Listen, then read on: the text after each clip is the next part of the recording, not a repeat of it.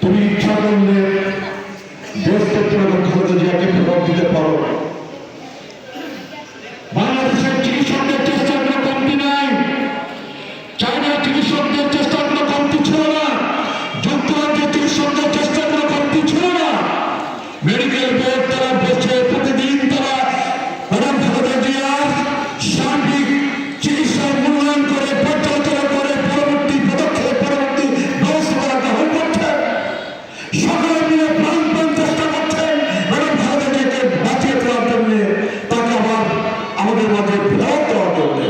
আমরা বিশ্বাস করি, আমরা সবাই বিশ্বাস করি কেবলমাত্র সর্বশক্তিমান আল্লাহ বলেন, আসমান জমিনের মালিক যিনি, আসমান জমিনের মালিক যিনি, সর্বশক্তিমান আল্লাহ পাক বলেন দেশকে বেগম খালেদা জিয়াকে আমাদের মাঝে ফেরত দিতে।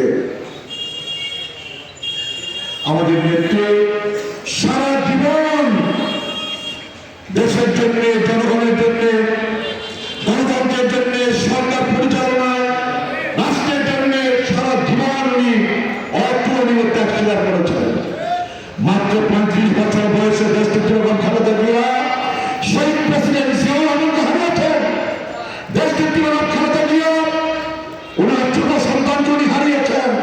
দেশকে বেগম খালেদা জিয়াকে অনির্বাচনের পরে তারা ভোট করতে হয়েছে, উনি অফিস করেন নাই, নথি স্বীকার করেন নাই, মাথা ব্যথা করেন নাই, বিদেশ পালিয়ে যান নাই।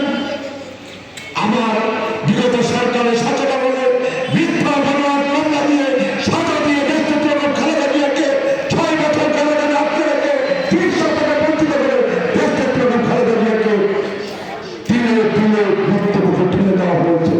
ম্যাডাম খালেদা জিয়া আপোষ করেন নাই। ম্যাডাম খালেদা জিয়া পুস্তকা দিয়ে বাংলাদেশ ছেড়ে দেওয়ার সিদ্ধান্ত নিলেন নাই।